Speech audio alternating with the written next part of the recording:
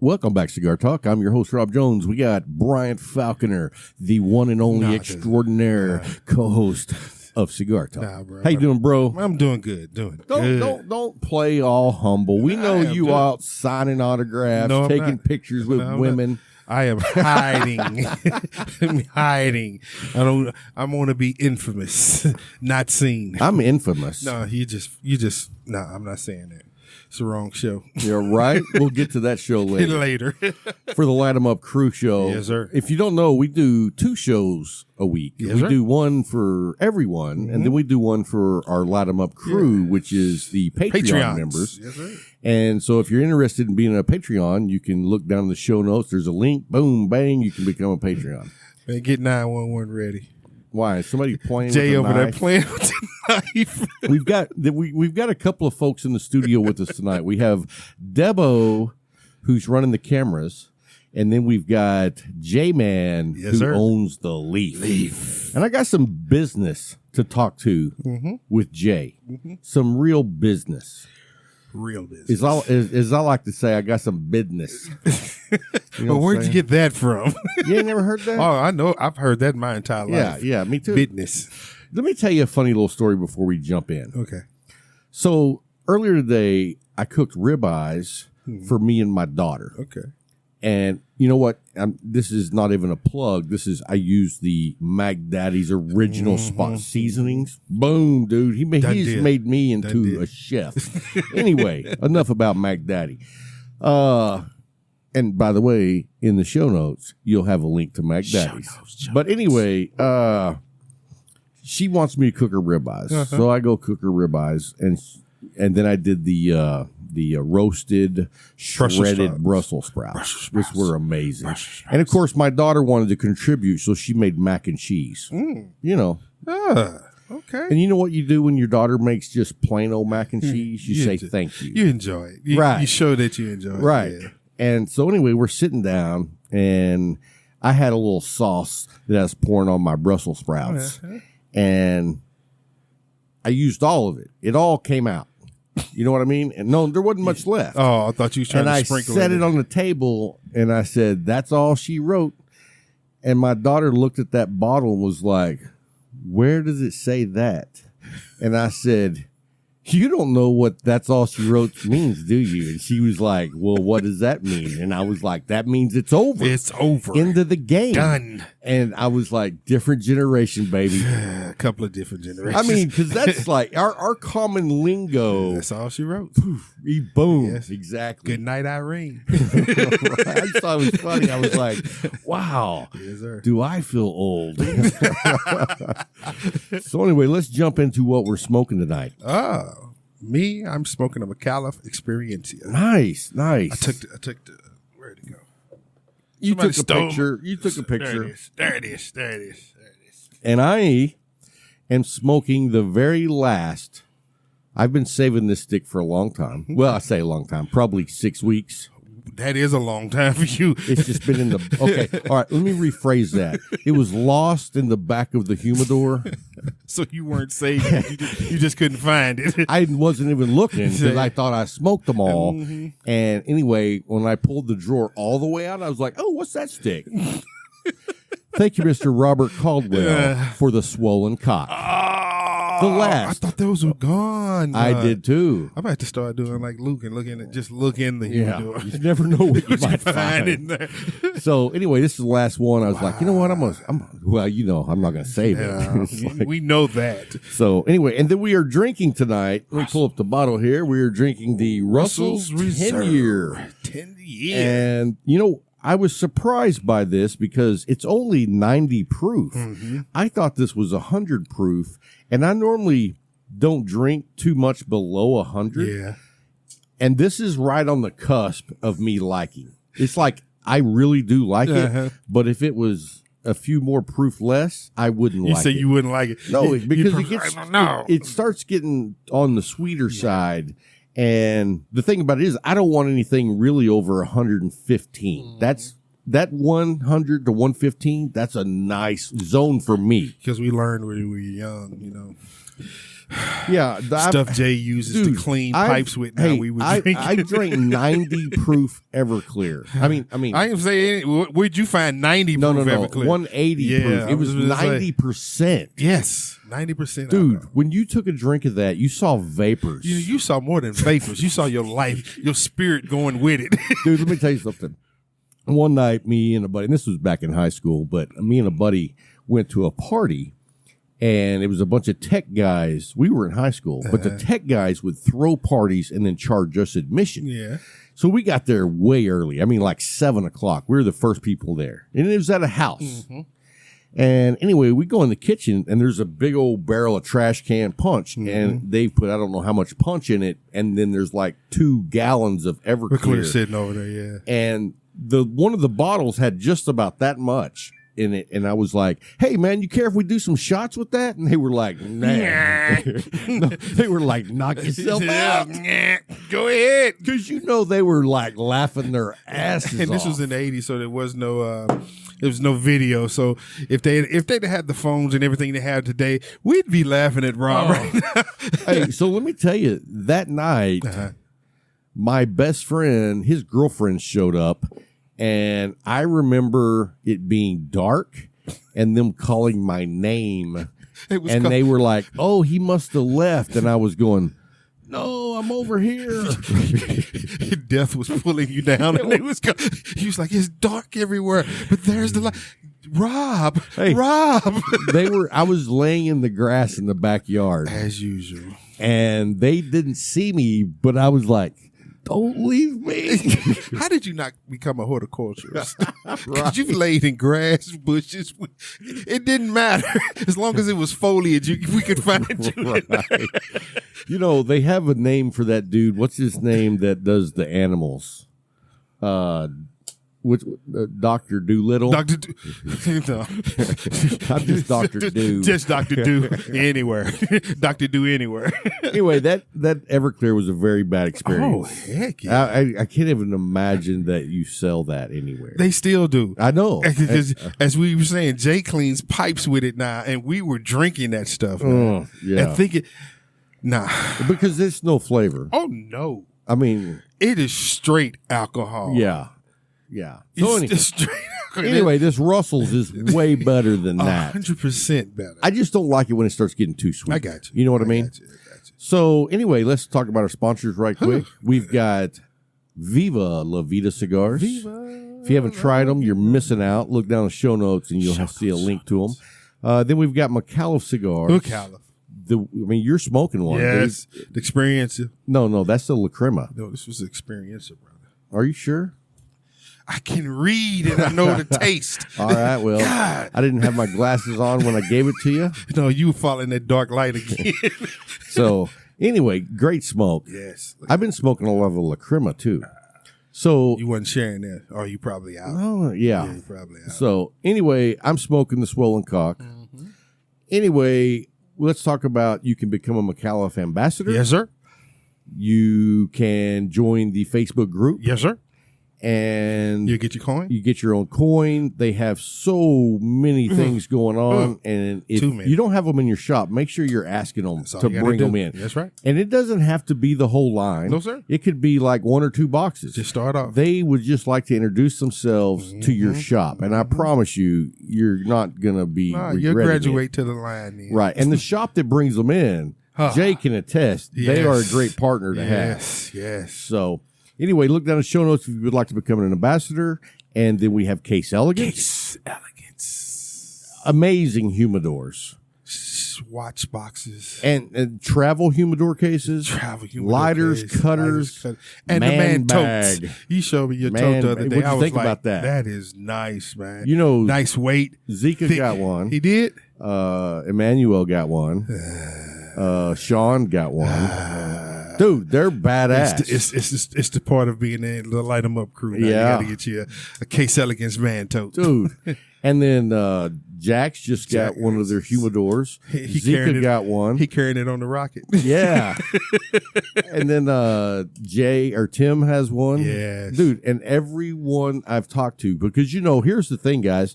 When we have a sponsor and people buy some of their stuff, I go, hey. I want legit feedback. Let me know exactly what you think right. about it. Yes. Because I will give the company feedback. Yes. And if they're not responsive, then we move on. Because and it's like not that we think that we're important because we're not, but we want to. We appreciate who listens to. We appreciate our people more than we appreciate. No, you know what I mean. But it's the truth because if we suffered that at one time. Yeah, we went down that road and it was ugly for a while. For you. Yeah, because you gave me all. So this cigar company many years ago decided to sponsor the show and they sent us 8 boxes of cigars. I smoked 4 cigars and gave the rest to Brian. All the boxes. And I became a great giver. Everywhere I went, I gave.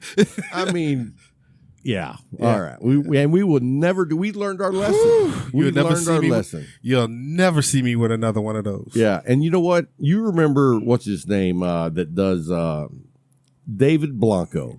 He was on the show one time, and I told him, because this was after that happened, and I said, we will only let people sponsor the show that we love their products. Yes. And he said, you're leaving too much money on the table if you go that way. Yeah, and I was like, no. You didn't suffer like we did. I was like, that's if you can't be honest and transparent with your people, don't what you doing it for? Right. What you doing it for? I'm not doing a Ronco commercial here. You remember old Ronco? Yes, I do. So, and then we got the Leaf. The Leaf. Oh, wait, one more thing about Case Elegance. If you order through them, they're running out quick. But if you use the code Cigar Talk Coin, you get your own challenge coin with our logo on one side and their logo on the other. Yes, so if you're wanting to get one of those, you better hurry. Hurry up. Anyway, yeah, the Leaf. 1166 North 2nd. North. Yes, North 2nd. Yes, and, you know, we want to take a minute to talk about the Leaf in a way we haven't before. Yes. Because, you know, if you really want to know what the Leaf is like, first of all, it's on a downtown street where you have that nostalgic feeling. Yes. Just by being downtown. Because I don't go to downtown for anything else. Me neither. So I'm not going to lie. Yeah. I mean, I go there for the Leaf and the Leaf only. I have been to, I've been to Vagabonds, but not if I hadn't already been to the Leaf. I go somewhere I enjoy first. Then I'll trek out to because it's like, I'm at the Leaf and Vagabonds is closed. Same thing with that loft. Yeah. Great food. Have you been there yet? Nope. Dude. Didn't I just tell you I go downtown for the Leaf? I was at the Leaf before I was at the loft. Nope. No, not the loft, the local. The local. It don't matter. Anyway. I leave the Leaf. They do Mexican food. Okay. The only thing I do is the Leaf. Well, I was telling you, it's worth the venture out if you're already down there and you want to eat and come back. I get disappointed quick. There's some places downtown. I get disappointed quick. You don't want to see me when I'm disappointed because I'm like, you're like the Hulk when he's angry. Yes. That's my favorite. That's me when I'm hungry. Or horny. We're not going there. Just kidding. Let's go back to the Leaf. I'm serious. Let's go back to the Leaf. Sorry. Let's get back to the Leaf. Anyway, so when you go in the Leaf, I mean, you're downtown already. Yes, sir. You have all that nostalgia around. We got museums downtown. We have art galleries. There's all kinds of cool stuff down there. Gotcha. But we go to the Leaf, and when you walk in, there's this great, like, lounge feeling with all the cigars, cutters, lighters, everything you can want in the front room. Right there. And then you walk by and you'll see Jay's office. He's in there working. Yeah. So he says. And then you walk around the corner and you walk into this huge Noah's Ark of humidors. I was talking to a guy. I went to this place a couple of weeks ago. And this guy that used to go to the old Leaf.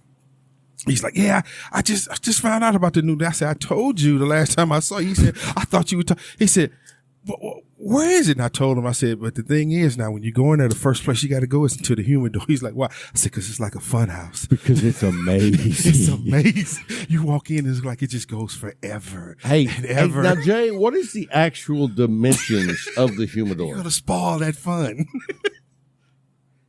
I think It's 1 million 1 million by 20 million. That's what it feels like when you go in there. Oh man! I mean, a humidor of that size, I don't see even when I go to like the big city lounges. No. So for Abilene to have a We gym, have that, dude. We have that. Yeah. You walk in there and it looks like it goes on forever. And then you have, which in my opinion is the best coffee in this part of Texas, not just Abilene, because it's hard to find. Like, I can find good coffee, but when I'm at the Leaf, I get great coffee. Bro, I took my last boss there.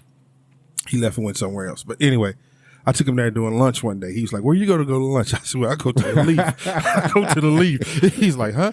I said, it's the Leaf. He said, oh, can I go? I was like, yeah, let's go. So we go down there, and I bought a cup of coffee. And I gave him one. He's like, they sell this here? I was like, yeah. He said, no, I'm talking about, I said, they sell it in bean. He wanted some? Yeah. He bought 2 bags. Yeah. And then he went good. And then a month later, he said, hey, Brian, can you go down to the Leaf? I was like, what, you want some more coffee? He said, man, where do they get this stuff from? I said, I don't know. I said, but it's great, ain't it? He's like, yeah. That's the experience we get there, man. Yeah, because Jay orders his coffee straight from Virgin Land. It tastes like that. Where everything is perfection. The angels were picking the beans. Yeah. So, and then that's just part of the experience, because if you become a Havana Room member, the club, you walk into this door and you have like a little walkway where there's like a kitchenette area so that you have glasses and ice, whatever you need to go with your beverage of your choice. And then there's this beautiful wall of these wooden lockers. What's our number? 15. Because 14 is the one on the corner. We're right next to the one on the corner. We are on the corner. Yeah, no, we're not on the corner. It's one on the corner. We are on the corner. What did you just say? I said bullshit. Oh, my God. We are on the corner. No, I know we're on the corner. No, we're not on the corner. Pull your skirt down. We're not on the corner? No, we're next to the one on the corner. Oh. Are you sure? Yes. All right. Yeah, we are next to Doug, but I thought Doug was down below. No. I don't know. Anyway, beautiful lockers. And the cool thing is the back of the lockers is opening to the storage facility for the cigars, and it's completely humidified, just like the humidor. Refrigerated. So whatever sticks you put in your locker are just as safe as they are in the humidor. Yeah, you know what we need to do? What's that? Is put cigars in there. No, I'm not trusting. I'll come back and it'll be done. No. Put some in there and just forget about them. Yeah. Until you go in there. And then like 2 years later when you're like opening it up and there's nothing in there, I'll be like, dude, I got in there last month. No, you got in there right after they were put in there. Open the door. Wait a minute, he put some sticks in there? Hey, bright lawn. Yep. So anyway, and here's the thing, guys, that Jay at the Leaf, he carries Viva La Vida and McAuliffe Cigars. Yes, sir. And so if you'd like to try either one of those, you can call them up and they will put together a package for you. And when you do packages from the Leaf, you are getting a fresh shipment with Bovetta package. He said it's 4,900 cubic feet. 4,900 cubic feet. Just that measurement alone makes me think I'm in the Matrix. Just don't do that. Stop doing that. Oh, sorry. We're not going to take you to the hospital. Crack. Oh, I'm done. Nah. But 4,900 cubic feet. Yeah, I don't know that. Like when you tell me that, Cubes. I don't know. Yeah, I don't know that. Yep. Yeah, I'm a two-dimensional guy. He's lost. I'm a two-dimensional guy. Paper and writing. That's it. Boom. You make it HD. He's like, what is that? Wait a minute. Right. They look like they're coming at me. But man, it's a great trip to come down to the Leaf. As we said again, 1166 North 2nd Street. And look down in the show notes. We have the phone number to the Leaf. You can call them at any time and they'll send you an order. They're open 7 days a week. 7 days. So anyway, let's jump into this week's Pick Six. You know you're going first. Hope you have your list ready. Because if I didn't, it didn't matter. Right. I'm still going first. Okay, number 1 is going to be the Plasencia Alma Fuerte.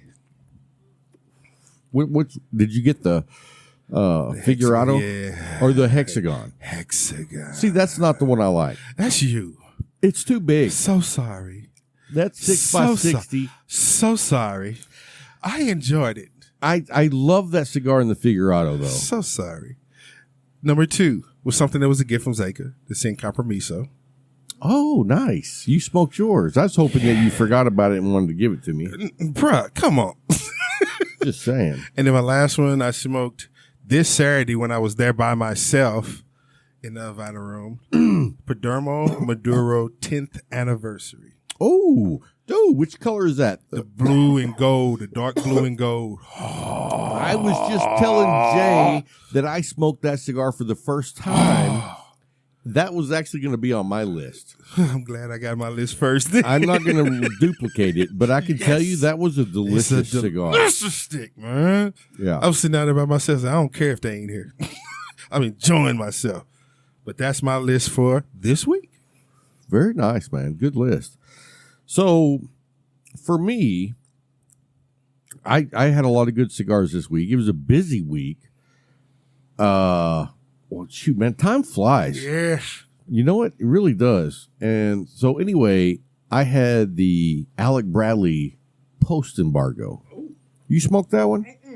You got to try that. That's a really good stick.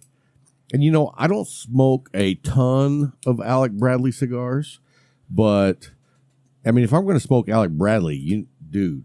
You're going to do it right. Fine and rare. And the post-embargo. Zika sent a link out about the Alec Bradley box of Fine and Rare, and they are $600. Oh, are you serious? Dude, what a dick. Dude. He looking. That is a good stick. I mean, you would think you would think that cigar right there would be worth 3 Amazon bases. Oh, I see you. I see you. You know No. Yeah. I'm just messing with you. I'm just because truthfully, I used to be able to say that without hesitation that Rob doesn't share. But now, I share a lot. Now I cannot say that at all. I can't because yet and still, if you send something to both of us, please put mine in a separate package with my name on it because I still may not get that. But other things, do you know that only 2 people have actually done that? Usually, they just send the cigars to me. Mm-hmm. Zeka made sure, and Sean. Yep, they make sure now. This is yours, Brian. This is it. Hey, and Sean even puts a list in there of what he put in. So you can double check it. I love it, man. I love it. Oh. Yeah, Sean includes an inventory list, so I can't fiddle through all of it. You're right. I don't know. He ain't getting this one. Oh, yes, I am. So anyway, back to my list. The Alec Bradley post-embargo is a really good stick. I think it's underrated, and I think it's over or undervalued. What do you want, a lighter, a cutter? There you go, bud. So anyway, if you haven't tried it, I highly recommend it. It's a nice medium plus stick. It's not too spicy.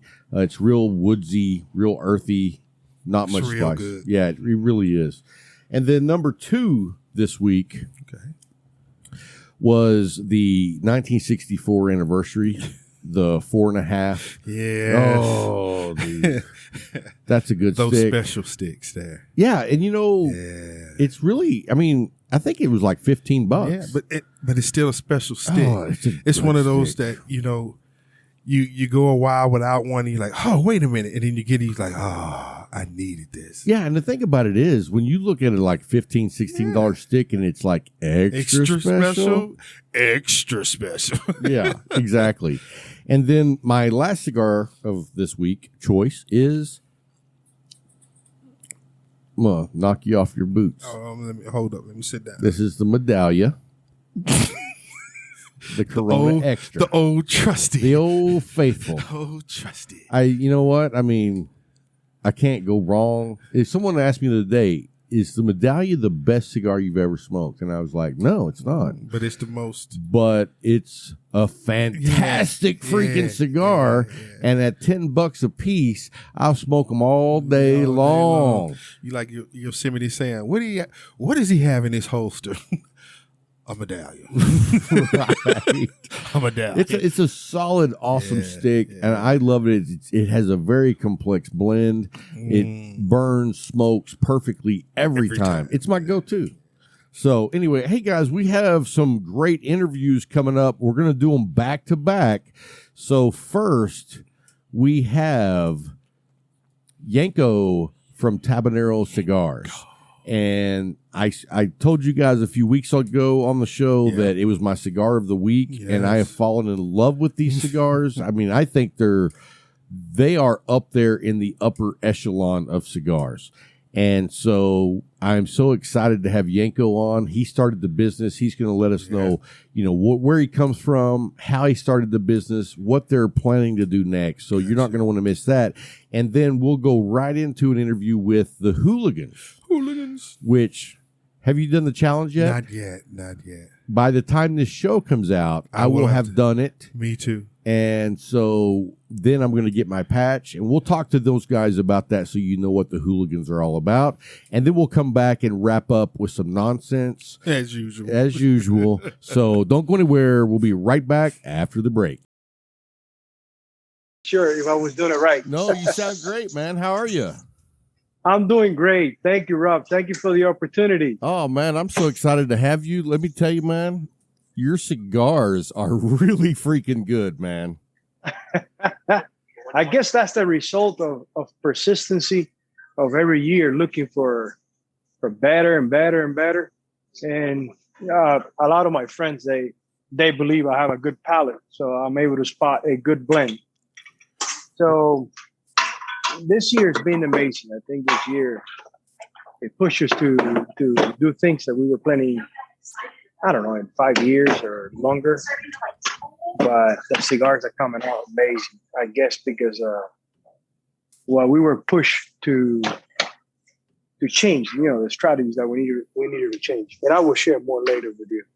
Awesome. So I want to make sure I pronounce your name correctly. Is it Yanko or Yanko?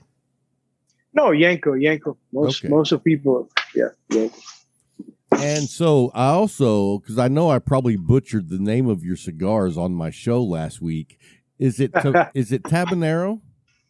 Yeah, Tabanero. Oh, how about that? A West Texan. You got it. Right, man. So let me introduce you right quick. This is Yanko from Tabanero Cigars, and I was fortunate enough to smoke some of his cigars not long ago, and you guys know I've already raved about them and how awesome they are. And so as soon as I smoked them, I wanted to get him on the show because, for me, Yanko, it's like one of the biggest parts of a good cigar is construction. And the draw on your cigar is about as perfect as I've ever experienced. And Thank you, Rob. Thank you. It has great blends, but for me, it all starts with the construction because you can have a great blend and a bad construction. It's not a good cigar. So if you have the perfect draw like you guys did and you use great tobacco, wow, what a combination, man. Thank you. I believe that having the opportunity to do manufacturing and retail at the same time, in a sense that right now we have one cigar roller, but before Kobe, before the new world, there used to be 6 cigar rollers. So you learn a lot through manufacturing and listen to your customers only 20 feet away on the humidor. So I have both worlds during the last 10 years. Oh, wow. So the biggest issue with a cigar is draw. Right. That's the biggest issue. That's the biggest issue because if it has a bad draw, you just ruined my day. You know what I mean? Think about it. You plan to go for dinner and you brought 2 cigars on your pocket. And then you finish dinner. Everybody's outdoor. You cut the cigar. Those are the only 2 you got. And it has no draw. Right. It's like, oh my God, what do I do now? So draw is I'm amazed that there are some pretty respectable factories, brand in existence that they don't believe when I draw master. They keep supervising the draw on the cigar by the weight of the 50-count wheel. And it amazes me. I go, if the technology is available, how are you not going to have a drop master machine? A drop master, after you learn humidity, after you learn in the rainy days, you have to be more loose with the parameters. You have no issues with drop. So you test every cigar? Every cigar. Man, let me tell you what, and that is my biggest criteria when I try a new cigar is the draw. Because if the draw's not there, I know that the experience is not going to be there for me. And what I loved about your cigar was it wasn't a good draw, it was a perfect draw. There was just enough resistance to where you know you're smoking a good cigar. Because, you know, you don't want a draw that's too loose. So you guys knock it out of the park with that perfect balance. And I was just like, wow. So you struck me right off the bat when I did a cold draw on it. And I was like, wow. So how long have you guys been in business? I've been in business 10 years. It's always been retail. And many times in the past, magazines and bloggers has asked for us to do this that we are doing right now.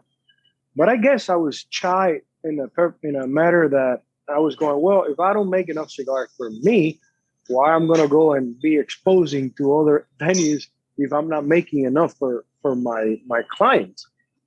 Because of COVID-19, after 10 years of manufacturing cigars right here in Ybor City, we realized that not having enough cigar rollers, we had to pull the trigger to start manufacturing some of the cigars, most of the cigars in Nicaragua with people that we've been building a relation for many years. I've been going to Nicaragua since 2014 every year. So making cigars in Ybor City since 2010. Wow. And now we took our blends. For the last 3 years, we've been working with the blends with 3 different factories. And I finally said, I have to choose who's going to be my collaboration, who's going to be the person to follow my blends, my dream. And I think we hit jackpot because we bump into someone that is as passionate as I am, is young like me, and he really knows tobacco. He's original from Pinal del Rio, and through our conversations, you can sense that it's all about tobacco. It has nothing to do for him about numbers. It's just tobacco. So think about it. How important is that draw? That if you go too loose on that draw, all his expertise and knowledge that he has about Condega, Umetepe, Jalapa, you're putting a lot of good tobaccos in the blend, but if it's too loose, you overheating the cigar. So you're missing all that good tobacco. Right, burning it up. You're burning it up. So draw, it has to be on point. Well, they do amazing. So let me ask you this, Yanko. What'd you do before you were in the cigar business? I came from Cuba when I was 14. To Miami. I was 9 years in Miami, and I was in the aluminum trade. I used to do rain gutters, aluminum roofing, and I was chasing, I was young, I was chasing money. And in 2003, I moved to Tampa, Florida, cigar capital of the world. And when I saw the brick buildings, when I saw the cigar factories, it was like I felt like in another life, I belonged to this area. It was in your when blood. I saw the rooster. Oh my God! I said, "Why is it that I feel here like I've been here before?" And then I started reading and understanding the whole heritage about cigars in Ybor, in Tampa. And I came here. I started a restaurant, which is a few blocks from here, and that was my last try as an entrepreneurship outside of cigars. And I remember that between lunch and dinner, I used to walk 7 and see the many cigar shops making cigars. And I said, wow, this is fascinating. Not even Havana has so many people smoking cigars, walking the strip. I said, these people don't really know. They're not aware of such a beautiful historic district they have when it comes to cigars right here in Ybor. But I picked right away the most of the shops, they were doing souvenir cigars. They were doing naked cigars that you will buy, go home, put on your humidor, and a month later forgot which shop do you buy a cigar. Right. So I saw opportunity. I said, you know what? This is something that you taste, that you smell. I remember as a kid going to Del Rio during the summers. I have an uncle that he was coming to Del Rio. And I used to go to the tobacco houses. I used to see the fields. I had no clue that I was going to be involved in the industry. But the good essence, the good aromas, it will bring you back to places. Right. It doesn't matter how many years has gone by. So, Ybor City, I saw the opportunity of working on a brand. I said, there's many shops, but there's not really a brand. And the last one, a small brand in here, it was La Gerencia de Cuba. Abraham Ramirez and his father sold the store, went to Nicaragua, and that was the last small brand. So I said, you know what? There's opportunity here to start a brand again in Ybor that represents Ybor. So we started on 2010, December 2010. And it's difficult. Cigars is really difficult. I'm telling you. You really have to have a lot of passion for this industry not to give up. Yeah, because there's a lot of competition. A lot. I mean, and it's pretty easy. And I'm sorry to interrupt, but it's pretty easy for a true cigar smoker to be able to feel your energy, to really believe if you're honest about what you're doing. You can say many things, but when you sit down and someone try your products, try your cigars, they will really know if you're honest about what you're doing. Oh, absolutely. I mean, dude, your craftsmanship comes through the cigars.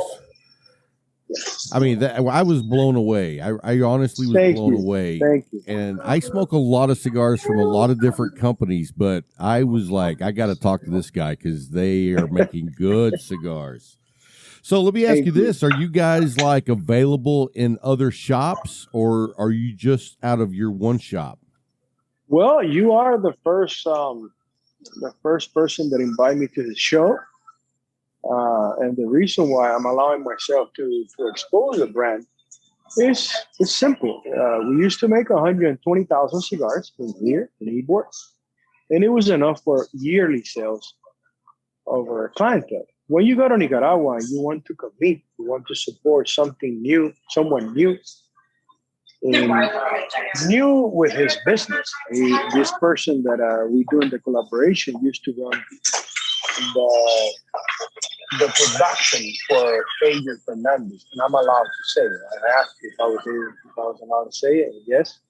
We're doing cigars with Raymond Pages. He used to oversee the production for Adrian Fernandez, and he decided to go on his own. Oh, okay. So we are his first premium brand. Wow. So we both are working together every week through video. I'm going to Nicaragua now on the 2nd. I'm going to be there for 10 days. Now that we started this collaboration, I will go more often to Nicaragua. So, in that kind of way, I'm so passionate about it that I just can't tell Raymond, make me 120,000 cigars and wait for me. Right. You understand? Oh, yeah. We're building a relation. He has 48 couples making cigars. I think, if I'm not mistaken, his operation is 120 employees. So I say, well, Yanko, if you really want to support my brand and his dream, we need to take this wholesale. We need to start sharing our product through wholesale. And this is the beginning. This interview with you that I really appreciate it. This is the beginning to wholesaling Tabanero brand to all the retailers. So whenever I wanted to change gears here for a second. When someone comes to your local shop and they get a cigar, are they getting a cigar like that guy right there behind you is rolling today? Well, no, because FDA doesn't allow us. We gotta wait 2 weeks. Oh, really? Yeah. Supposedly, they believe that because we have to humid the tobacco to be a little bit more flexible, just that. Oh, okay. And be able to roll the cigar. If you smoke that wet tobacco, it will get you sick. So if you come to my shop, we are making, for now, the really mild cigars in here in the shop. Corona Sweet Lips, Robusto Sweet Lip, Torpedo Sweet Lips. It's a small production. It's mostly for people that are new into the lifestyle. Sure. They want to start somewhere. That's what we're doing. The rest, we took the blends to Nicaragua. We ran the pages. We sit down. We did it over video. I went to Nicaragua. We sit down, and I have to accept the tobaccos available in Nicaragua. We don't have access right here in the U.S. Right. We don't have access. In the U.S., you go to Oliva Tobacco Company, and there's no secret. The most of the tobacco that gets here, it was tobacco that nobody wanted down there. So you have to get really creative. And sometimes I look back and I go, wow, if I was able to accomplish all this with a little bit that we have access here in the last 10 years, imagine when I have access to the best of the best. Right. And that best of the best is the product that you try. Very nice. Well, it was fantastic. And I got to tell you guys, if you haven't tried Tabanero Cigars, how can they find your cigars, Yenko? We just made it a lot easier. They can go to Ebor Cigars, eborcigars.com. I just acquired that domain because it's hard to remember tabanerocigars.com.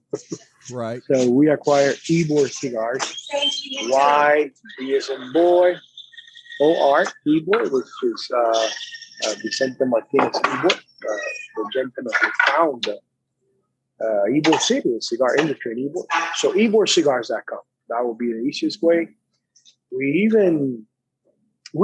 I believe we're changing the industry in a sense that we have so much experience for the last 10 years in retail that when we think of doing business with a retailer, we just don't want to bring just the product. We want to share our experience for the last 10 years on Well Here on Cigar Capital when it comes to all the tools that has worked for us. And I see many retailers with websites, and I understand why they don't sell cigars on their website, because it's really difficult. It's really difficult to find a credit card company that will allow you to sell tobacco online. It's really difficult. So we even doing for the retailer that wants to test the waters with our product, we're doing an affiliate program. So you can go to our website, look for the affiliate program. And if they just put the Tampa cigar, Florida cigars on their website, they will get 50% of the sale of the cigar. That way they can start testing what the customers are saying about the cigars and later on bring it into the shop. That's another option.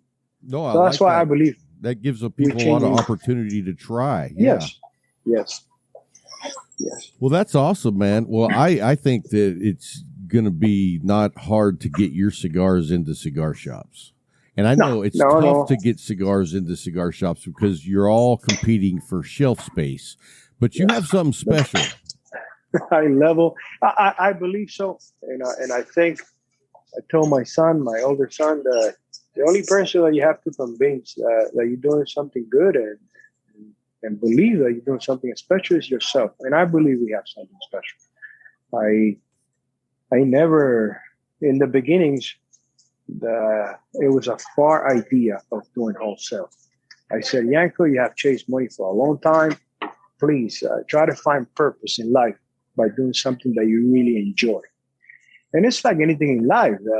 I met cigars, and it wasn't a first love on the side. You know, you met cigar, you start learning what a ligero, a viso, condega, jalapa, how to do a medium to full, the complexity, and you go, wow, I really enjoy this. And you start falling in love with the process.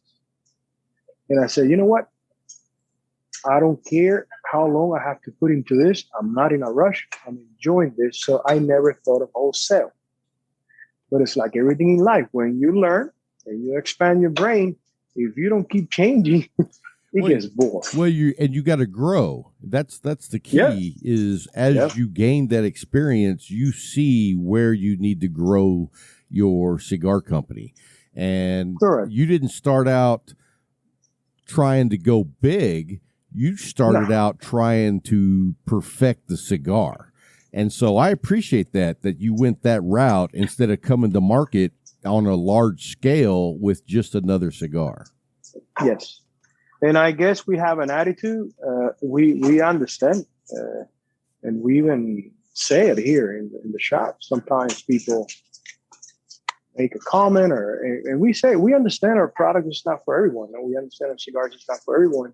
And we're going to keep the same mentality in a sense that when I go into an area to pay a visit to say, hello, this is my product, I'm just going to choose the stores that they have some commonality with what I'm doing here. In a sense that when you read some of the reviews, they're top notch about customer service. What has got us here is treating people the same way you like to be served. So if I go into a store before and I park and I'm reading the review, doing my homework. Yeah, you want to have the same type of owner of a cigar shop as you are passionate about what you do. And after this call, we'll talk a minute because I have a couple ideas for you. All right. So Thank you. So let me ask you this: what kind of restaurant did you have? You sparked my curiosity. Well, I love beef. Beef is what for dinner. All right. So I brought from Miami an Argentinian concept. It was new in here in Tampa at that moment, but I think it was too ahead for his time for Tampa. And some people will ask, oh, so they bring the meat with the skewer to the table. I said, no, that's a rodillo. That's a Brazilian rodillo. Argentinian is more in a grill and a parrilla, and they will take it to the plate. And I don't think it was a total failure because I was able to sell to a chef from a Peruvian kitchen. They came from Maryland, and he did the fusion of Peruvian seafood with Argentinian, and it's still today it's there. It's there, and it's pretty successful. Well, so, if you're cooking beef, I'm all in. I'm good at it. Argentinian style. A lot of outside of skirt. And yeah, my wife used to have a good friend. We had a family friend, and the wife was from Argentina. So we had a lot of experiences with really fantastic, and she was a chef. So, oh my God. Yeah, it was amazing. So, well, hey, Yanko, thanks for taking the time to join us and telling us about your cigar company and your business. And I just want to say thank you so much for sending us the cigars. They were amazing. I can't wait to smoke some more. And I've been telling everybody about them because I think you guys are knocking it out of the park, brother. Thank you very much. And please always remember that here at Tabanero, we believe in the enjoyment of craftsmanship that allows you to stop time, reflect on life, and plan the future ahead. Awesome, man. Well, thank you so much, brother. Have a great week. Same to you, brother. Thank you very much. Hey, guys, we have a group of guys that have formed a awesome cigar group. We're going to dig into that a little bit. The name of the group is the Cigar Hulagans. Is that right? Hulagans of the Leaf. Hulagans of the Leaf. And the funny thing is I love the play on the spelling because, you got like the hooligans, like a cigar, and then you guys spelt it as hula, like a dancing Hawaiian girl or guy, I guess. And so how did you guys form this group? What was the reason to form a group? And what is the group intended to do? So let's break it down. Let's break it down a little bit further than that. How do you three guys know each other? So we know each other from a few of the cigar clubs that are out there. Dan and I originally met, and then we met Chris. And that's really how we all kind of came together on this. This was really ultimately Dan that kind of started the whole thing in a roundabout way. Dan and I talked about doing something for a while, but Dan can give you all the background on how he became the first hooligan. Oh, okay. So Dan was actually the first hooligan. Yep. Yeah. So back in, what was it, Scotty? End of December, beginning of January. Yeah. We were in one of the same clubs together, and Scott and I have always hit it off really well. I mean, just from the get-go, we got along really good, and we're discussing back and forth. And, you know, one of the ideas we had tossed about was that we would like to do something to give back to our community, but we weren't sure what to do. You know, we felt very strongly about several different organizations, Cigars for Warrior being one of them, you know, the Breast Cancer Foundation, Alzheimer's, heart disease, and we just didn't really know how or where to start, but we knew we wanted to do something. So we were in one of the clubs. It come time for me to patch in, and I was excited about getting my patch, you know. I kicked it around a few folks, and come up with, let's do a hula dance, you know, when you get your patch. You know, do a hula dance, post the video in the club for everybody to see. Just have a good time with it, you know, is that showing your excitement for a good achievement. So when I did that, there was a few of us that got into the hype side of it, and Chris being one of them, which is we met Chris in the same club. So we posted the video, and at the end of the video, I challenged other prospects to do the same thing. We got a few people to do it, you know, showing that inner hooligan, showing that excitement, showing that side of you that maybe not necessarily everybody sees, because we all have jobs, you know, we work, we have to have professional attitudes, things like that. And it kind of grew from there. You know, we started kicking around ideas. Scott is actually credited with the design for our patch. I mean, that's 100% him. Great he put looking it together. patch, by the way. Great looking patch. Right? Appreciate it. Yeah, he nailed it 100%, man. I love y'all's patch. It's one of my favorite patches of all the ones that are out there, just because it's fun. You know what I mean? Yeah. It really encapsulates what we're looking for. Just happy-go-lucky, just have fun. Well, I'm definitely going to do what I got to do to get mine, because I love the whole. In fact, you know how I found out about you guys? Was somebody sent me a private message with your patch and was like, "Hey, Rob, are you running the Hulagans?" And I was like, "No, I never heard of them." And I was like, "Why would you think that I was running it?" And he was like, "I thought that guy on the patch was you because his hair is crazy." You know, and that's the beauty of it, is that, you know, for those of us who can grow a beard, because I'm one that cannot. But I think that there's a lot of guys out there that really can relate to the guy on the patch, just because in so many ways, I think it encompasses so many men that smoke cigars. And you know, the cool thing about it, and you may have intended this or you may not have. I mean, I know it's a guy in a hula skirt, but it kind of looks like a caveman. So you have this caveman looking guy who's like smoking cigars, and I'm like, yeah, that's definitely me, you know? I've never wore a hula skirt, but now maybe so. Maybe I will. There's a first time for everything. Yes. Yeah, there's always time. So so then after I saw the patch, I was like, "Oh, I got to check these guys out." And so I started doing some searching, and then next thing I know, man, I see you guys everywhere on Instagram, and I don't get on Instagram that often, which you probably figured that out because I'm really slow at answering messages. But it's like I don't get on there very often, but when I do, man, it's hooligan. Y'all are blowing up on social media.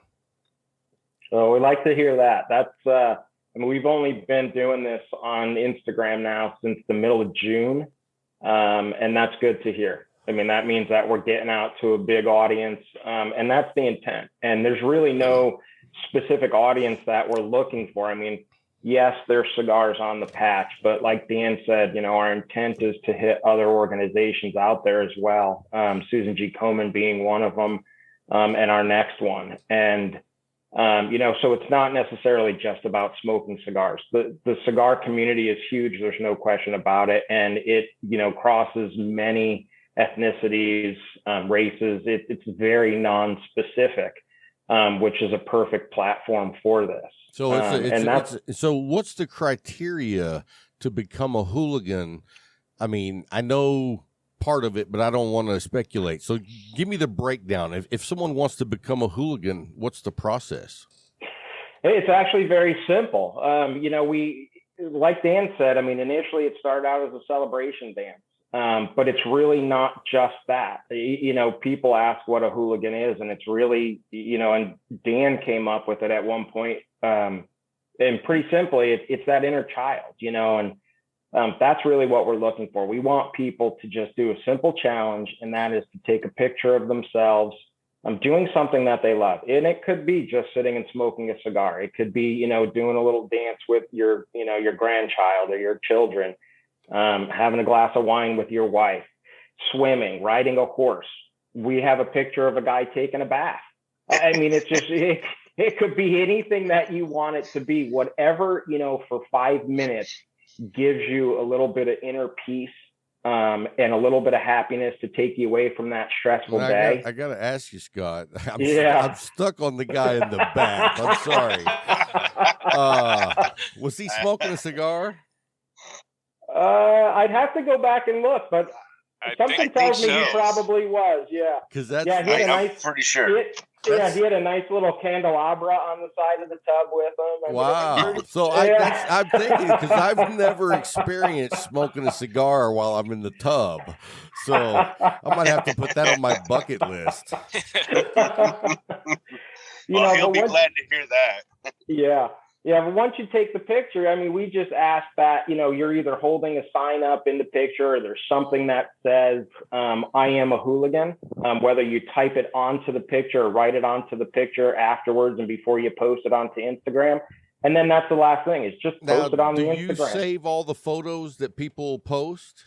Like, I mean, as long as their profile is public and not set to private, I repost everything so that we have them, so that if people go to the Hulagans or the Leaf profile, they can see every single one that's out there as an example. How do we know that you're not working with the NSA and compiling a database of fun people? Well, just remember, we are hooligans. That's right. So tell us about what the purpose is. I mean, I know you're bringing together a community of fun people, which I'm digging that already. So what's, like you said, you were looking at different foundations or charities to support. Tell us a little bit about that.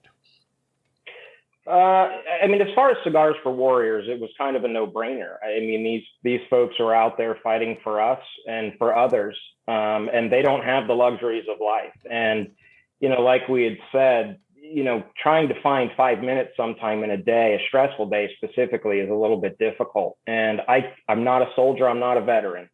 So I don't know what it's like to be, you know, fighting and to be living amongst all of that. But I can only assume that if somebody were to hand me a cigar or something, to just be able to sit back and relax and forget everything around me, if only for an hour, to me, that would be something special. So Cigars for Warriors was an absolute no-brainer for us to be able to, you know, get that message out and help the people that are out there fighting for not just our freedom, but for other countries as well. Absolutely. And I'm glad you brought that up, because I Cigars for Warriors to me is one of the best charities across the board of any charities. I mean, because I know you look at what different charities do, but giving a soldier a time to where they can relax and get away mentally from where they are. I've had soldiers that I've talked to that said, man, when we get together and smoke a cigars and start talking as a group, it's like you forget where you are and it takes you back home. And I mean, what a great thing to give to the people who support and, you know, protect us. So and plus on top of that, Cigars for Warriors is a platinum recognized charity, and those guys don't take any profit. None of the people who work for those guys take a dime. And I mean, dude, hats off for an organization that is that caring about the people that they support. Yeah, absolutely. Yes, sir. You know, one of the things that we wanted to show was our compassion. Everybody looks at us as a society that smokes cigars. Well, we wanted to show them our compassionate side.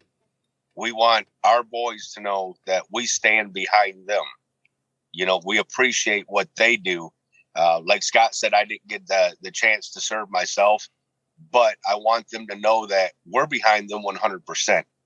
And this is that one opportunity that we're trying to take to show that. And when them guys are there and they get that moment to decompress, whether it be a good day or a bad day or whatever, we want to be the ones that help them do that and let them know that, hey, you know, as a whole, we are behind you guys. We support you. You know, you are us, and that's how we want to be known. That's awesome, man. That's awesome. That's exactly right. Yeah, and a lot of people. Go ahead, Chris. No, I was just going to add, like Dan and Scott, I never got to serve, but members of my family did. So anything we can do to support the troops, you know, I'm behind 100%. Mm-hmm. You know, and Cigars for Warriors is one of those things that I think a lot of cigar smokers and others as well, you know, they want to donate. And, you know, it's one of those things of, well, I don't have a lot of cigars, so what do I do? Send one or two? You know, I don't have a lot of money. What do I do? Donate $5 or $6. But by us doing what we're doing, it allows people, you know, to take advantage of a very simple, fun challenge, you know, pay a few dollars for a patch and know that the few dollars that they're spending on that patch is getting accumulated to become a much larger amount for us to then donate on everybody's behalf. It's not just ours. You know, we don't want the recognition for this. This is not about us. We take no profit either. We take, you know, what we receive for the patch, and now we're selling stickers, and it goes into an account. At the end of the month, we give X% to Cigars for Warriors, and the rest of it, honest to God, goes to buying more patches and more stickers, and that's it. And who's behind the operations as far as mailing out the patches and all that stuff? That would be me. So you're the real hooligan here. You're the one doing the work. He's the main wheel. Hey, there's a team behind Cigar Talk, but when it comes to doing all the stuff, that's me. And so I completely understand that part of the gig. So, you know, and go ahead. And Scott generally handles the IG side also. But we're also on Facebook. Chris has picked that mantle up for Facebook. He started a TikTok. What other one did you start, Chris? I know there was three of them. But we have a Twitter as well. Yeah. So Okay, we're trying to hit all the stages of social media, because we know not everybody's on IG, not everybody's on Facebook, not everybody's on Twitter, but we want to afford everybody that opportunity to be part of something bigger. Yeah, and I think you're definitely approaching, and you're being very successful on the social media that I've seen. And so hats off to you for whoever's behind that. I guess that'd be Scott. Is he doing that? Yeah. Scott's the main one. Hey, and let me tell you this, guys. So, you know, I don't know for sure which week this is going to be out on the show, because, you know, I do lots and lots of interviews, and sometimes it's the next week and sometimes it might be 4 or 5 weeks out. But because of Scott on Instagram, he's like, "Hey, when are we doing this? Hey, when are we doing this?" And, you know, I'm like, "All right, I'm gonna get to it, man. Give me a minute." But that's the exact kind of guy you need shoring up a organization like this, because if you just send out one message. Do you know how many people have sent me one message and we never did an interview because it's like, they're not that interested, you know, blah, blah, blah. But Scott, he's like, hey, man, knocking on my door like every 15 minutes. I was like, all right, we'll do it. We'll make it happen. Yep. And, you know, and that's one thing that we're pretty good about. Like I said, Scott runs the IG, does a great job at it. Chris runs the Facebook. He's doing a great job at it. And I go behind the scenes and I start reaching out to people, making those cold inquiries. Sure. You know, trying to rope in, you know, a celebrity or somebody that can actually help us get that word out. If I see somebody on IG that has a lot of followers, I'll contact them. I'm like, hey, have you heard about our challenge? Have you seen our mission statement? You know, do you know what we do, why we do it, what we're about? And try and rope that in. But Scott does a great job on IG. And the nice thing, well, I say nice thing, but him and I are both a little bit impatient people, which kind of fuels our fire. I thought you were going to say anal, but I guess that fits too. Well, there is that too. But you know, that being impatient helps fuel us. Absolutely, because man. It's a good quality to have when you're doing something like this, because like I said, man, people who don't, you know, stay after what they want to do, it just falls to the wayside. So I'd like what you're doing. And I mean, I like the overall vibe of it. So before we go, I want to like tell everybody, or you guys, like Chris, tell us about what you do for, you know, what you do for a living. Tell us a little bit about you. I work for the United States Postal Service. So, you know, it takes up a lot of time. You deliver cigars. I deliver cigars. I do. Yeah. It's really interesting to deliver the magazines. Or the other day I was delivering to a house and I just happened to be smoking a cigar, and the guy came out and he was like, hey, you smoke cigars? I'm like, no. With it in my hand. And we just started talking. And so it's nice to meet people all over the place. Yeah, Chris is the reason that cigar smokers across the United States are missing cigars. Right. That's not me. That I can only deliver what I'm given. Blame the distribution center on that one. You're not going to Texas to deliver cigars, so we're not blaming you, Chris. No, it's honestly the system. The distribution centers is they get so backed up at times it's not even funny. Hey, well, I mean, honestly, I've had a lot of success using the U.S. Postal Service. I think they do a great job on the overall big picture. I do know that I sent out a challenge coin to one of the Patreons, and literally it took 2 months to get there from Texas to Alabama. Yeah, that's I said Alabama. I meant Georgia. Sorry about that, Jax. Sorry. The problem is sometimes they get stuck in the machines and they take it out and then they forget about it. Yeah, his challenge coin was in Memphis forever. I mean, it was crazy. And especially depending with, especially last year with the COVID, we had so many people in the distribution centers go out with COVID. It just created such a backlog that we were still feeling it up to like a month or so ago. Wow. I delivered a package last month that should have been delivered in November. Whew. So I hope it wasn't like candy or something. To be honest, I have no clue. So, you know, so Dan, what do you do? I'm a safety professional in the industrial construction world. I work pipelines right now, but I've built power plants, refineries, ethanol plants, things of that nature. Okay, cool. And so like pipelines, are we building pipelines right now? We're not currently building my pipeline, so I was going to say, for another one. I'm down in Texas, and the pipelines have all come to a screeching halt as far as building. I'm in the transportation industry, and I saw a lot of pipe come down towards West Texas over the last 2 or 3 years, but all of a sudden that's stopped. So I didn't know if you guys were actually building at the time. I will be in your neck of the woods Monday, and there's some discussion that's going to take place on exactly what we're talking about right there. Now you say neck of the woods. Are you going to be in Abilene? I'll actually be in Houston, then I'll go down to Tyler and Corrigan. So I won't be too far from you because I'm actually in Nebraska. Yeah, so that's not anywhere near me. But I don't know if you know this, but Texas is kind of big.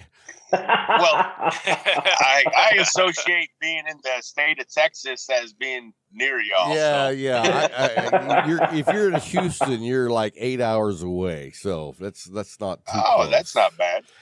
But, so Scott, that's a normal day's drive for Dan. Oh yeah, exactly. That's not for me though. Scott, what do you do, brother?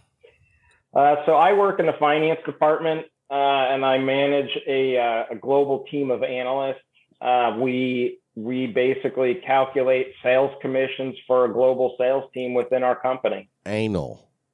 Yeah. Yeah. That's good, man.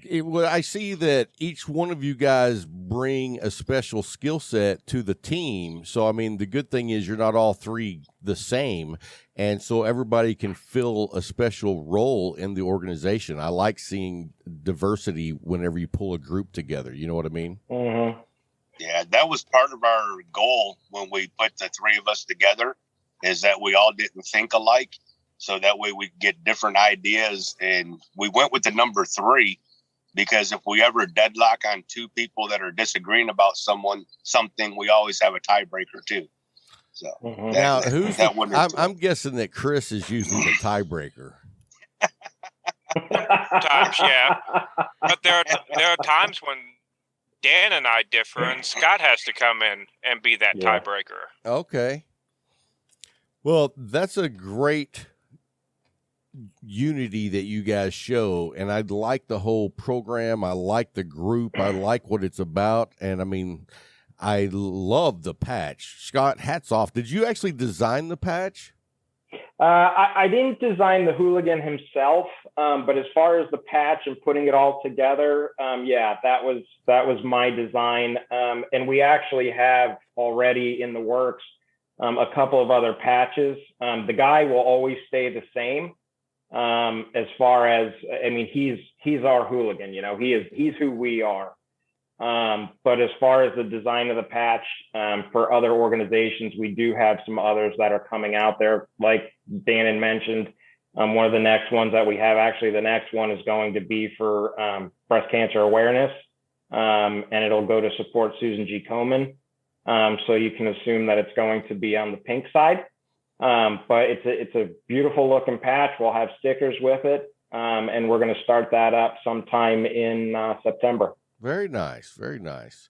So where do you see, I mean, let me ask you this. How many hooligans are there right now? So right now we've got about 140. Wow. And that's since the middle of June. In June, we were only live for about 15 days. And within that 15 days, we were able to put together a donation of $247 to Cigars for Warriors. Again, that was, not even a full month. And we were just getting started since we've added stickers. So people are now buying stickers as well as the patches. And we're getting there. We're moving up. We've got people every day. The audience is definitely growing. The one thing that we really would like is, and I know it's a little bit hard because a lot of these people are, not stationed here in the States, but we really would love to see, some of our military across all branches, holding these patches, putting these stickers somewhere, and, knowing that we're supporting them. That's awesome. Yeah. So if someone wants to become a hooligan and they haven't seen you guys yet, how do they, where do you want them to go to do what they need to do?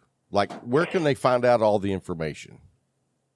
Yeah. So, and the biggest place is really Instagram. If they were to go to our Instagram, right on the bio, there's a link that'll take them to the challenge and explain the challenge and what the contribution for the patch goes to.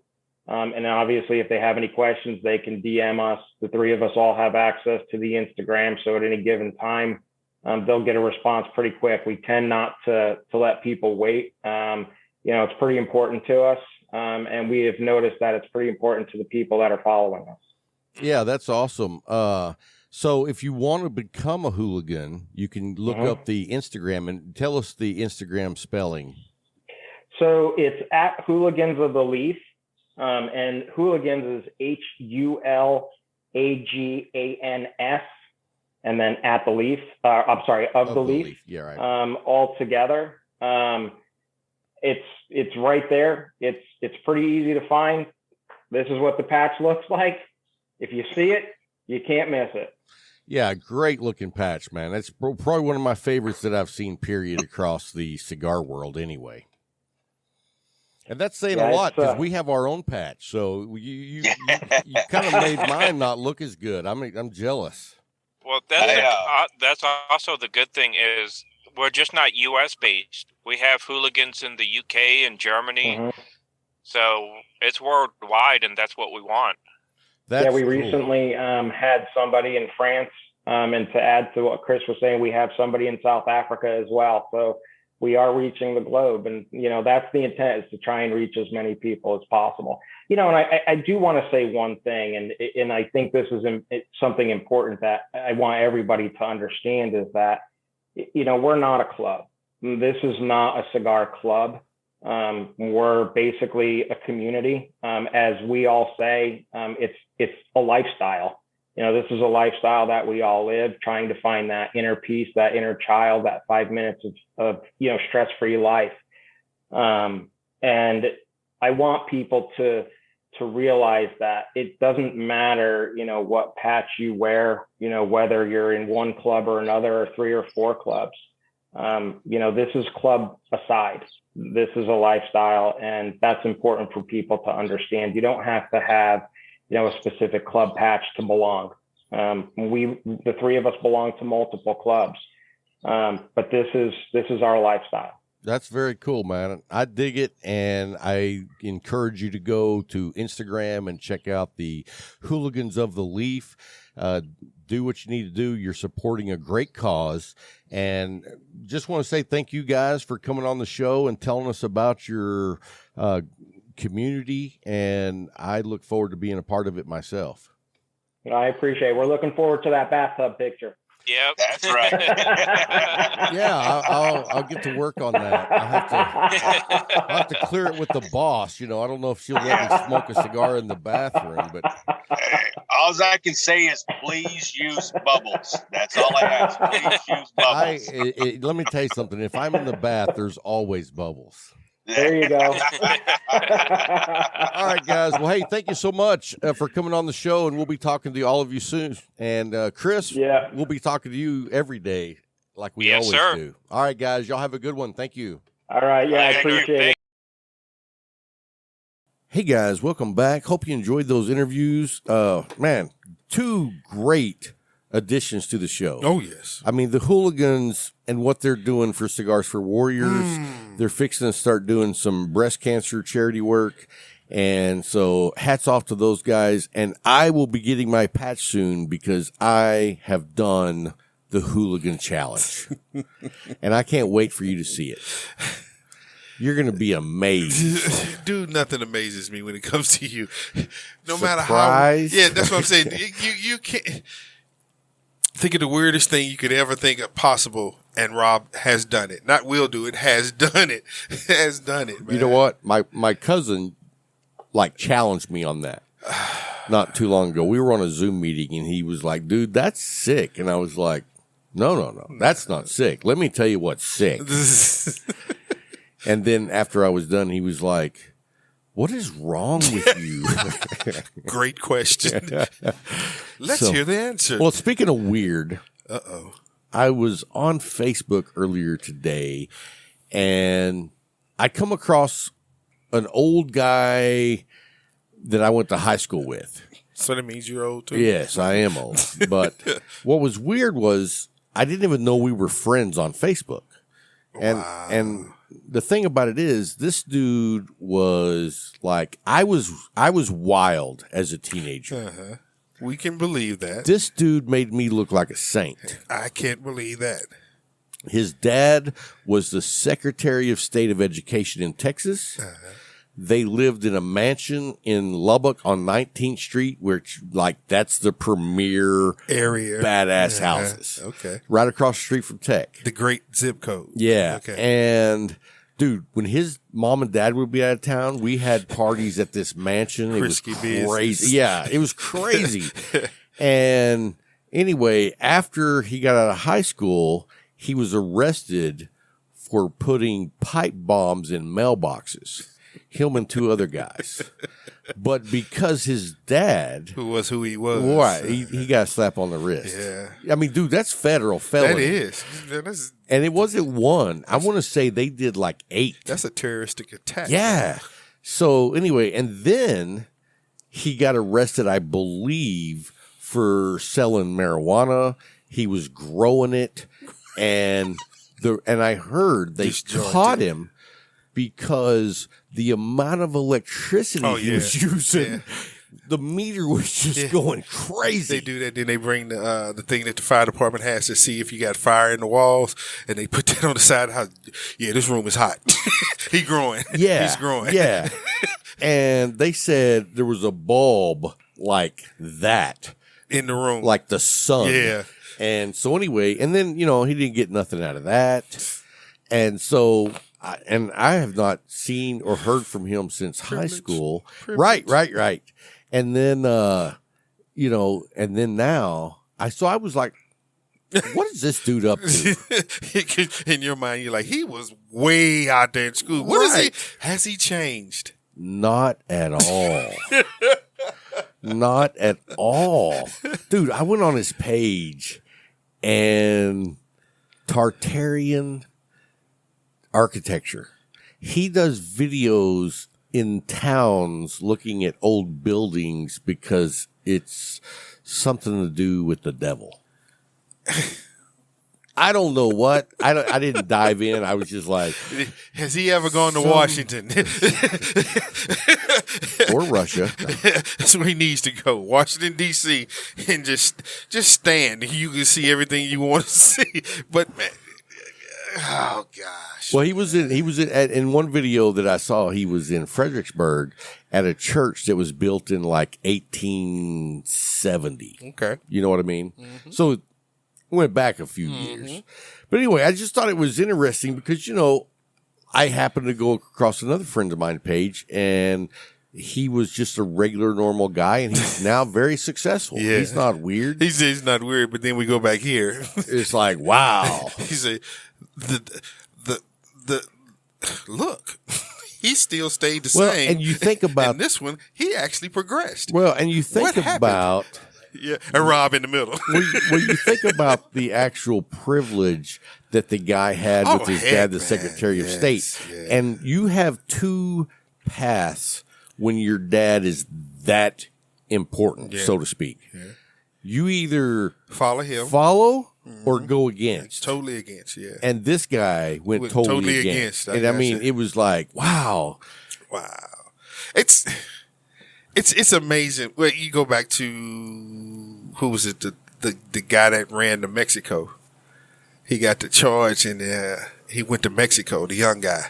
And then they argued because he couldn't go to jail because he was too young and too. I'm like, hold up. They send young people to jail every day. Well, that reminds me of like when that guy was in some other country and broke the law and got caned. And everybody lost their minds. Yeah, and it was like, but that's their law over there. Dude, he broke the law over there. Over there, not here. And see, And the only reason that was blown out of proportion was because he was an American. Yeah. Other people get caned over there because they break the law too. And they come from other countries and they don't care. You broke the law. Be a Russian over there and do something. You think Vladimir is going to say something about it? Right. He ain't going to say, don't send them back. Don't send them back. Man, we want everybody to act like we act. You can't. Right. People have their own ways. And people don't even act like us just because we're in Texas. Yeah. Oh, God, I'm not going there. I'm going to leave that one alone. Hey, you know what? Texas is a very diverse culturally and geographic I will state. give you that. Because you have everything here. I will give you that. You really do. Because you just got to talking about Fredericksburg, which is German. Right. And a lot of everything in there is about the German heritage. A lot. Do you know how that happened? No. So I don't know if you know this. I just told you. But I'm asking, this is something related, but not directly. Okay. So I don't know if you know this, that during World War II, there was a lot of German POWs shipped to Texas, and we had prisons for them. And then after the war, we let them out, and they didn't go home.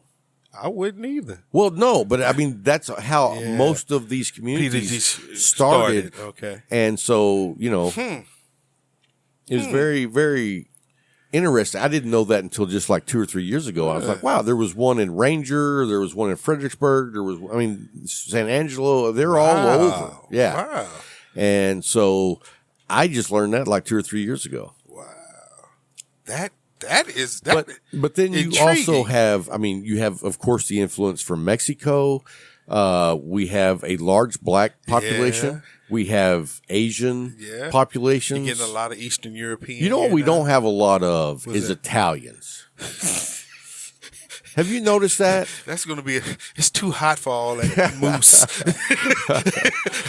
Their hair gel would just disintegrate down here. Well, they need a cooler climate for their hair to stay just the way. And I'm just joking because I got a lot of Italian friends. Please don't get upset with me. So what about, there's a lot of Irish here, but they don't congregate together. Unless they're wearing sheets. I'm just kidding. Wow. Just kidding. Wow. That was a joke. Wow. You said it. Make sure they know you said that. Look at him. You over turning red. So let me say, I'm 81% Irish. I know that. That's why I can laugh at it. Yeah. You talk about it all the time. I don't want some Irish people calling me up and be like, that wasn't funny. We're sending a leprechaun after you. Now, is that Irish? Yes. Okay. Sometimes I get Irish and Scottish. Those are the kilts. Kilts, whatever it is, the skirts. Hey, and we have some Hawaiians in Texas. Mm-hmm. Yeah. So we're very diverse here. More than most people would think. Oh, heck yeah. You know what I mean? Because people have a stereotypical idea of what being Texas is. 10-gallon hat. Right. Guns everywhere. You know, my mother's family was from Canada. And when we went up to visit, they actually thought that we still rode horses. Hey, can somebody give him some mouth to mouth? I can believe that. Dude, and you know, because you remember what my first impression of Texas was when I got down there and they had the posse up for that. I'm like, a posse? Me being an ex-cop, I'm like, a posse? And then I see everybody riding on horses with bloodhounds. I'm like, where in the world am I? I'm like, is this for real? And ex-cop I'm talking to when they deputies like, yeah, man. You were thinking Cool Hand Luke. Yes. He's like, yeah, we got somebody escaped from the county jail. And I'm like, dude, y'all on horses with bloodhounds. He said, yeah, we got to find them. I sent out a message to every cop friend I had in Illinois. These motherfuckers for real down here, man. Look, they on horses. Hey, a posse is 7 guys on horseback with bloodhounds. Probably about 5 to 6 bloodhounds. Going after somebody. Yeah. Somebody got away. That blew my mind. And the thing about it is, because we still do that, I mean, you can run and hide, but you can get away from a car. Can't get away from a dog. But a dog and a horse, nope. I can go anywhere. Anywhere. That dog is going to go anywhere. That horse can go almost anywhere just to follow that dog. Right.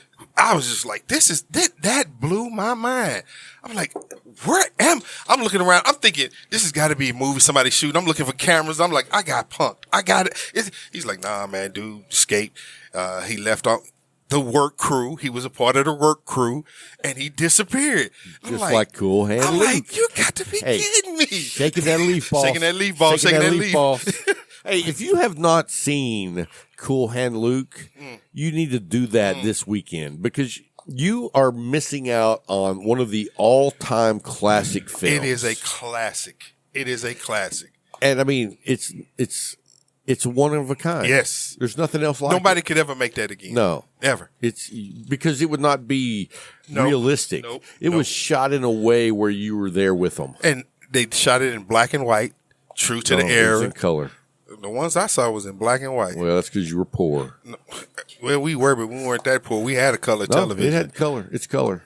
You talking about the Turner version? No. It was the colorized. Original. No, the original. Dude, I'm telling you, I saw it in black and white, and Dude, it was beautiful. Let me tell you one thing you don't know about me. My senior year of high school, I took film analogy. Film analogy? That was a class. It was? Yes. It was a complete blow-off class because all we did was watch classic movies. And that in your high school? Yeah. Wow. I didn't even know that class existed. And they were like, hey, you got to pick another class. You don't have enough credits. And I was like, oh, film analogy? I don't know what that is, but that's got to be cool. We didn't have that in East St. Louis. Yeah. White privilege. Dude, y'all had a class where you just watched movies. Yeah. And then we discussed them. You had to discuss them, but you still got to watch movies. Very cool. Very cool class. Hell yeah, it's very cool. Dude, that's where I saw the first time Cool Hand Luke, Dr. Strangelove. I saw that. Ben-Hur. Yes. 2001 Space Odyssey. Yes. Dude, the list of movies goes on, and it was all the old classics. Wow. To Kill a Mockingbird. Wow. I would have killed to be in that class. It was my after lunch class. Oh, that's even worse. Oh, it was great. You'd be standing there waiting on lunch to end, man. I got to get to class, man. I got to get to class. What y'all watching today? Cool Hand Luke. I had the late lunch, so I only had that one class, and then I went to football. Yeah, football practice. So I would go watch movies for an hour and 10 minutes. And then go to football. It was a great... It was good times. But anyway, guys, that's going to wrap it up. Sorry we got off on the little wild chase there. I just thought it was interesting about people, the way they turn out on their choices they make. Yeah, it's true. So anyway, guys, that's going to do it for this show. Hope you enjoyed it. Until next time. Keep smoking. Boom.